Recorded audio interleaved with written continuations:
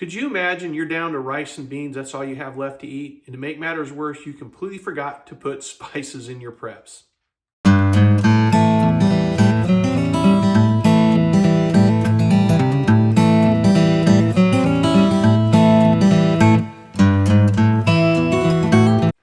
Hey y'all, this is AV Prepping. My name is Surrey, and we're going to be going over prepping your spices for long-term storage. So let's go ahead and take a look at it. So something really easy to overlook when you're doing your preps is your spices. And I'm not talking about salt and sugar, and you need those things absolutely, but your other spices that you use every day when you're cooking your meals. So in this video, we're going to go ahead and look at the spices and how to store them a few different ways, because the big reason, other than making your food taste good, is it'll help with food fatigue. If you just continually eat the same food over and over and over again, you're going to get tired of eating it. Your body's going to get tired of eating it. So first thing we're going to do is we're going to look at using mason jars and vacuum sealing them. That's the main way we do our spices in our family. Our salt, bigger items, bulk items, we use the Mylar bags, and you can do this also with any other spices. You can use Mylar bags. And the other way you can store things is in a vacuum sealer. The problem with just vacuum sealing your food is over time, and I'm talking probably a couple years, 2-3 years, it's going to start to let air in. You know, that plastic is just going to start to degrade. So you can do it that way, but it's probably best to use a Mylar bag or a mason jar. You can also get a gamma lid. We don't use a 5-gallon bucket with a gamma lid. I'll have a link in the description below so you can look at the gamma lids. They do an airtight seal on the lid, which is good to keep rodents out, and it is airtight.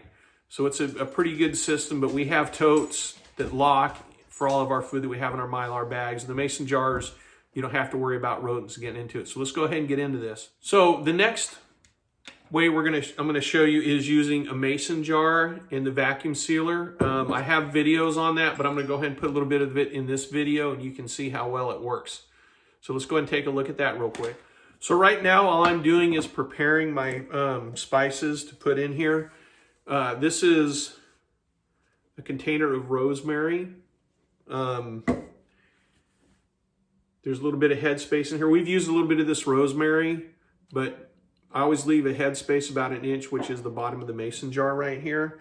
And I'm gonna go ahead and get these other things prepped up, and then we'll vacuum seal the mason jars. Okay, so right now I have some rosemary. I have a complete seasoning, which is delicious if you've never used it before.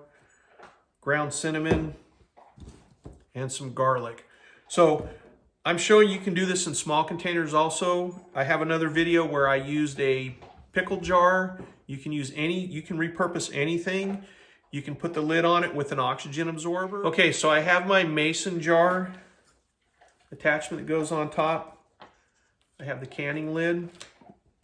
You just put it on top. It's on there like so. Attach this.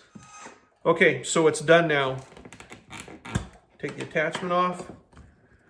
Take the lid off, and as you can see, there's no ring holding this, and nothing's coming out. So this right here is good for years, and we keep it in a cool, dark place, and it's good to go. So I'll go ahead and get the rest of these done up so you can see.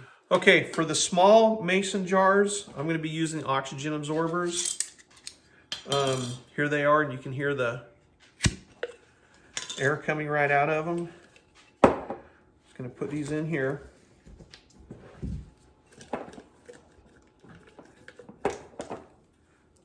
It's kind of a little overkill on my oxygen absorbers because these are 500 cc's, but that's all we get are the bigger ones. So you put that on there. Close the lid up, and